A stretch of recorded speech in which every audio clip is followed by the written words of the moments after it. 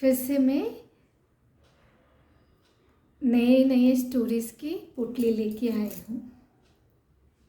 आशा करती हूँ आप लोग सब एंजॉय करोगे। Don't forget to subscribe my channel and share and like my stories. अब जब शेयर और लाइक करते हो मेरे स्टोरीज़ को, it is a motivation for me also. Every person, हर किसी को मोटिवेशन की ज़रूरत होती है। तो आशा करती हूँ आप मुझे भी मोटिवेट करोगे, तो मैं आप लोगों को और स्टोरीज़ बोल के मोटिवेट करूँगी।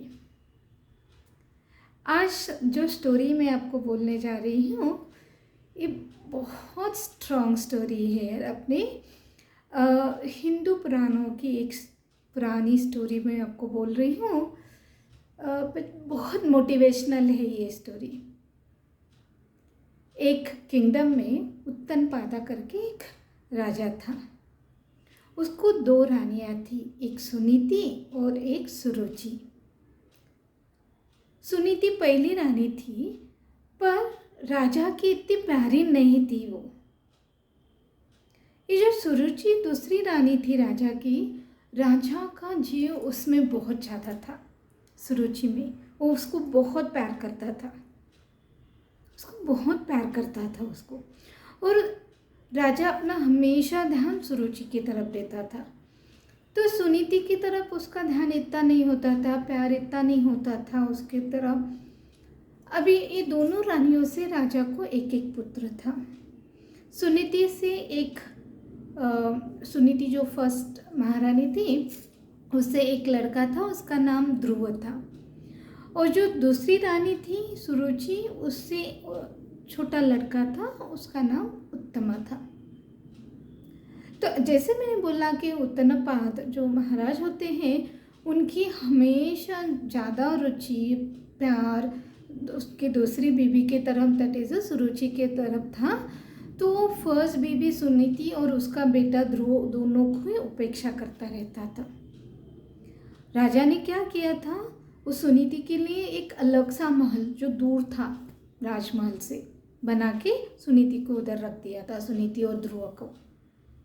और ये तो उसकी प्यारी बीवी थी सुरुचि और उत्तमा, उनके दोनों को साथ में रख के वो अपने महल में रहते थे। तो एक बार खेलते खेलते ध्रुव महाराजा के कक्ष में गया, और वहाँ पे जो उत्तनपाद महाराज बैठे थे, अपने सिंहासन के ऊपर बैठे थे, और वो जो छोटा बेटा था उत्तमा, उनकी गोदी में बैठ के खेल रहा था। अब ये ध्रुव भी तो छोटा ही लड़का था, 5 साल का बच्चा था वो। तो उसको भी मन में आशा है कि चलो मैं भी अपने पापा के गोदी में बैठता हूँ, मुझे भी खेलना है पापा के साथ। और जाके अपने पापा की गोदी में बैठ जाता है। जब ये उसकी सौतेली माँ सुरुचि देखती है, तो उसको खींच के निकाल के बाहर नीचे फेंकती है ध्रुव को। बोलते, तुम्हारी हिम्मत कैसे हुई महाराजे की गोदी में बैठने की? सिर्फ मेरा बेटा उत्तमा बैठ सकता है, वही राजा की गोदी में बैठ के खोल सकता है, तुम नहीं बैठ सकते। और उसने उसका मान कर दिया। ध्रुव तो छोटा बेटा लड़का था, 5 साल का ही था। उसको बहुत बुरा लगा। वो अपने पापा की तरफ देखता है, पर उत्तनपादा कुछ बोलता नहीं है। उसकी दूसरी बीबी इतना खराब व्यवहार, घटिया व्यवहार उस बच्चे के साथ कर रही, तो भी उत्तनपादा कुछ बोलता नहीं है। उसे मूक दर्शक साइलेंटली वो देख रहा होता है। ध्रुव को बहुत बुरा लगता है, और रोते रोते रोते अपनी मम्मी के पास जाता है। वो अपनी माँ को बोलता है, सुनीति के पास जाके वो पूरा किस्सा उसको बोलता है। सुनीति को बहुत बुरा लगता है,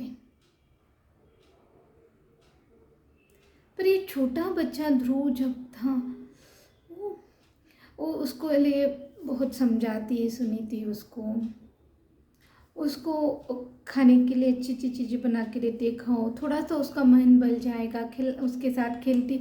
पर नहीं, ध्रुव तो बहुत, उसको बहुत बुरा, उसका ईगो हर्ट हो गया होता है। ईगो, यस, छोटे बच्चों को भी होता है। पर वो उसके लिए अपने पापा को दोष नहीं देता है, अपनी माँ को दोष नहीं देता है, किसी को नहीं दोष देता है। फिर वो उसकी माँ के पास आके बैठा है, सुनीति के पास, और बोलता है, माँ मुझे एक ऐसा स्थान चाहिए जहाँ से मुझे कोई नहीं निकाल सके। उसकी माँ एकदम से आश्चर्य बोलती, ये क्या पूछ रहा है ये। फिर वो थोड़ी देर सोच के वो बोलती है, ठीक है, ऐसा स्थान तो सिर्फ तुझे भगवान विष्णु ही दे सकते हैं। तो ध्रुव बोलता है, कहाँ मिलेंगे ये भगवान विष्णु। तो उनके जो महल का जो मंदिर होता है उधर जाने लगता है। बोलते यहाँ इधर मूर्ति के सामने जाके खड़ा होता है और पूछने लगता है, भगवान मुझे ऐसा स्थान दो जहाँ से मुझे कोई नहीं निकाले। तो मम्मी हंस देती है और मम्मी बोलती है, ऐसे मांगने से नहीं भगवान आते हैं, उसके लिए तो बहुत तप करना पड़ता है जंगल में जाके। जब ध्रुव ये सोचता है, सुनता है, फिर वो सोचने लगता है और वो अपनी माँ को विदा करके जंगल की तरफ जाता है। उसकी माँ बहुत रोती है, सुनीति उसको बहुत समझाने की कोशिश करती है, पर वो बोलता है, नहीं, मुझे एक ऐसा स्थान चाहिए, मुझे जो कोई भी मुझे वहाँ से निकाल नहीं सकते, हटा नहीं सकते। और फिर जंगल में जाता है। जंगल में जाके एक पेड़ के नीचे बैठ के वो विष्णु का नाम लेने लगता है।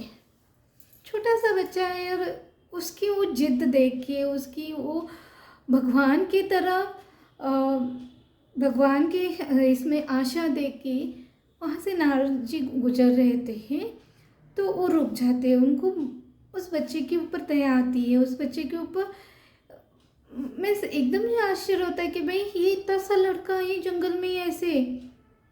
फिर वो उससे बात करते हैं और जब उसको पता चलता है कि क्या क्या हुआ है, तो नारद जी उसको विधि बोलते हैं, मंत्र सिखाते हैं।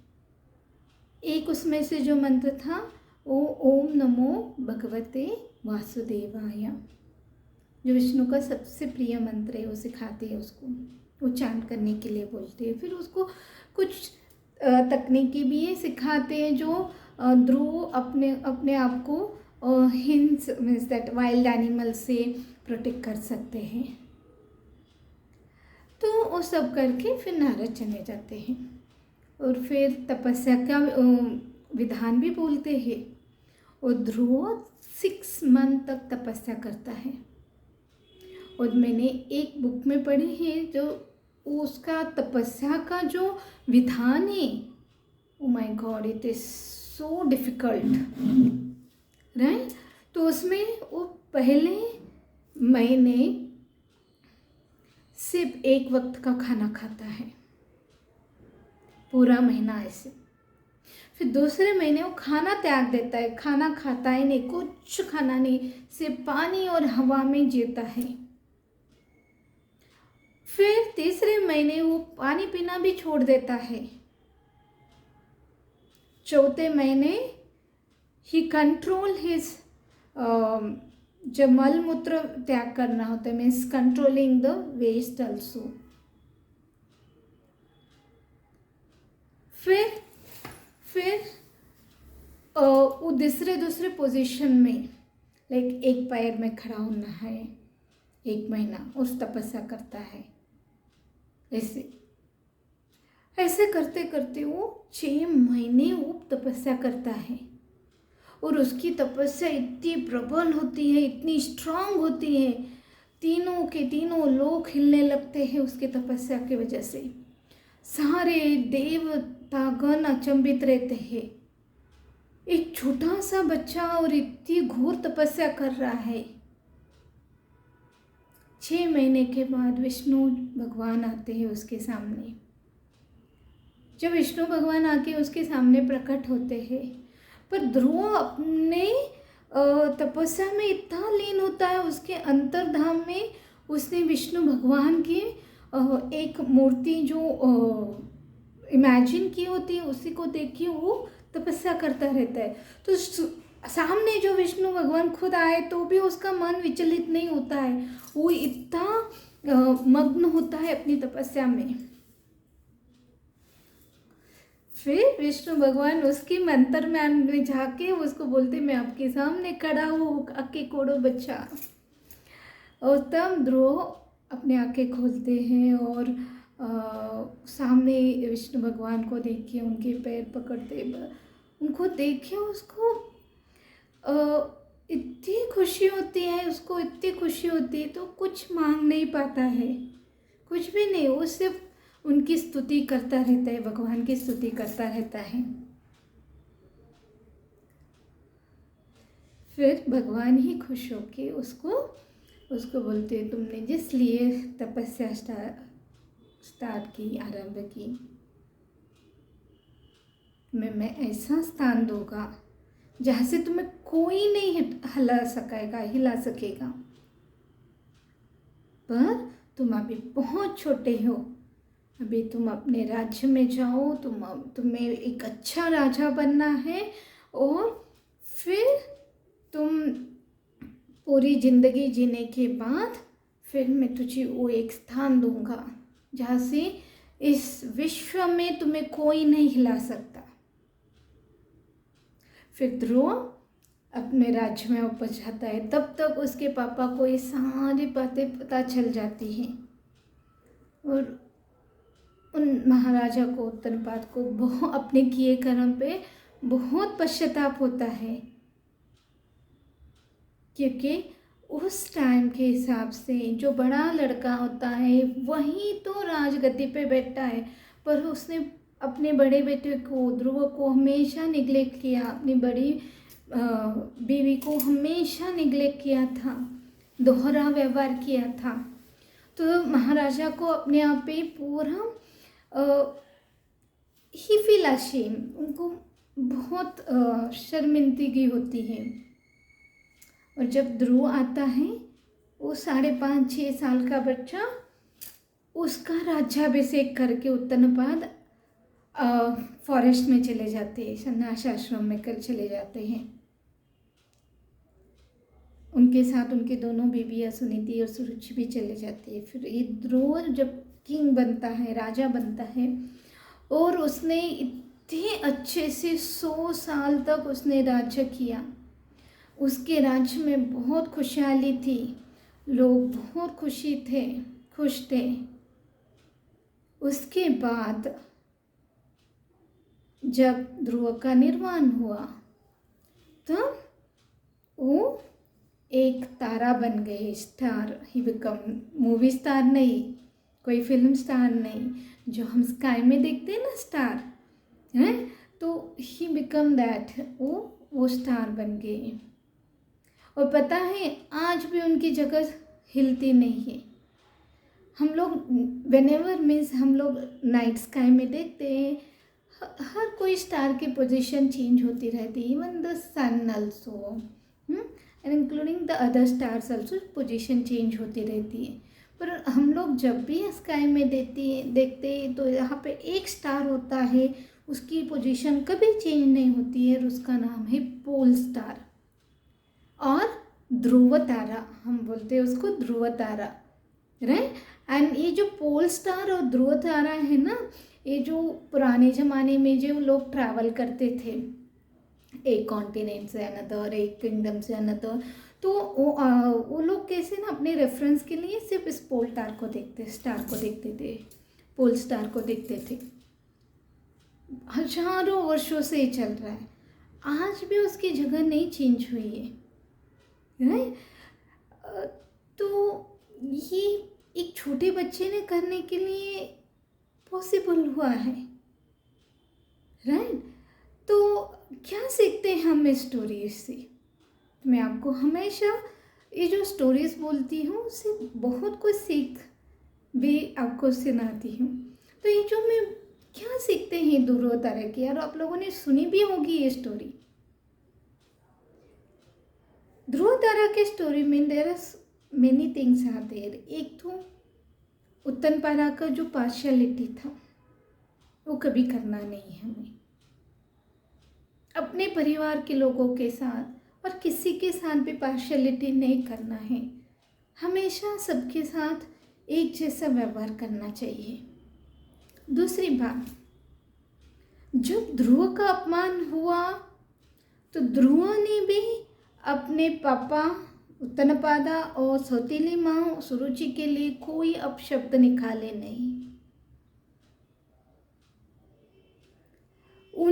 उसके मन में उन लोगों के लिए द्वेष नहीं आया, गुस्सा नहीं आया, पर वो ऐसे जिद्दी बना कि भाई ठीक है, मुझे पापा की गोदी से निकाला गया पर मुझे ऐसा स्थान चाहिए जहाँ से मुझे कोई निकाल नहीं सकता है। तो उसने अपनी बड़ी सोचा, ऐसे नहीं कि एक छोटी सी चीज़ के लिए रोता बैठ गया हो। बड़ी सोच के लिए उसने पूरा ट्राई किया। फिर दूसरी बात यहाँ पे बोलूँ तो उसके लिए कुछ भी करना पड़ा, एक कठिन तपस्या करनी पड़ी, पर फिर भी वो रेडी हुआ और उसने किया जब तक उसका गोल नहीं अचीव हुआ। हमारे ज़िंदगी में बहुत बार ऐसे होता है। बच्चों की ज़िंदगी में स्कूल में क्लास में अच्छी पढ़ाई नहीं की, कभी कभी कंपैरिजन हो जाता है, कभी कभी सब लोग हंसते हैं उन बच्चों के ऊपर कि भाई नहीं अच्छे पढ़ रहे हैं, वो नहीं अच्छे पढ़ रहे हो, कंपैरिजन होता है, हंसते हैं, उनको पीछे बिठाया जाता है, कभी कभी उनको आगे बिठा के पढ़ाने की कोशिश करते हैं। I know the teachers will be never partial, पर यहाँ पे क्या होता है, फिर मैंने बहुत बार बच्चों को देखा है कि वो मन में कुटते हैं, ओ माय गॉड मैं पढ़ क्यों नहीं रहा है, मुझे मार्क्स क्यों नहीं आ रहे। फिर बड़ों लोगों के लिए भी मैं बहुत बार देखती हूँ, घर परिवार में अगर कोई पार्शियलिटी हो रही थी तो मेरे साथ पार्शियलिटी हो तो मैं उनकी बुराई करूँगी, मैं उनके लिए जलस होंगी। नहीं, ऑफिसेज में भी ऐसे होता है। नहीं, हमें वैसे नहीं बनना है। हमें कैसे बनना है, हमें अपना स्थान लेना है, उसके लिए कठोर परिश्रम करना पड़ेगा। तो क्या सचमुच हमें फॉरेस्ट में जाके तपस्या करनी है और विष्णु भगवान आएंगे और हमें कंपनी का सीईओ बना देंगे और कंपनी का मालिक बना देंगे? ऐसे नहीं है ये। तो आज के ज़माने में जो तपस्या मैं बोल रही हूँ, तपस्या का मीनिंग यहाँ पे जो मैं बोल रही हूँ वो तपस्या ये है, पढ़ाई में वीक हो, पढ़ाई तुम्हारी तपस्या है। 2 घंटे 3 घंटे में तुम्हारे दिमाग में नहीं जा रहा है वो क्या कॉन्सेप्ट किया है, पढ़ो और ज़्यादा पढ़ो और 2 घंटे लगाओ। नहीं समझ में आ रहा है, टीचर्स को पूछो, नहीं समझ में आ रहा है, पेरेंट्स को पूछो, किसी बड़े से पूछो, कॉन्सेप्ट क्लियर करो और पढ़ो पढ़ो, बाय हार्ट करो। एक्चुअली तो अंडरस्टैंड करके तुम लिखोगे तो बहुत अच्छा, बट नहीं कर पा रहे, बाय हार्ट करो। Main concept definition by heart करो। ऑफिसेज में प्रमोशन नहीं हो रहा है, घर में ही नहीं हो रहा है, हमें कोई रिकॉग्नाइज नहीं करता है, तो हमें अपना स्थान बनाना है। कोई तपस्या यहाँ पे कौन सी है, इतना काम करो। बस जो काम करते हैं सिर्फ गधे की जगह से नहीं, काम करो बट जिससे कंपनी का बेनिफिट हो, जिससे घर परिवार को सबको अच्छा लगे, और उसके साथ अपना खुद का ग्रोथ करो। Develop your skills, your personality, right, and वही तुम्हारी तपस्या है। हर कोई तुम्हें रिकॉग्नाइज कर सके, यही तपस्या है आज के ज़माने की। अपने आप को डेवलप करना है, अपने आप को डिफरेंट स्किल्स सीखने हैं, इम्प्रूव करो, पर्सनालिटी डेवलप करो, सबके साथ कैसे बात करने हैं, अपने आप को कैसे प्रेजेंट करना है, कैसे मार्क्स अच्छे लाने हैं, कैसे हम काम बहुत अच्छे कर सकते हैं, ये सब सीखना है। और अभी तो बहुत अच्छे अच्छे प्लेटफॉर्म में, पहले तो क्लासेस में जाना पड़ता था, पर अभी घर बैठे ही इंटरनेट यूज़ करके बहुत कुछ सीख सकते हो। सीखो, अपने आप को डेवलप करो और अपना स्थान ध्रुव तारे जैसा बनाओ। ठीक है, आशा करती हूँ आप